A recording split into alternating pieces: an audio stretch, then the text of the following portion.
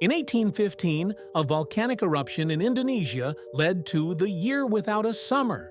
Crops failed, and snow fell in June across Europe and North America.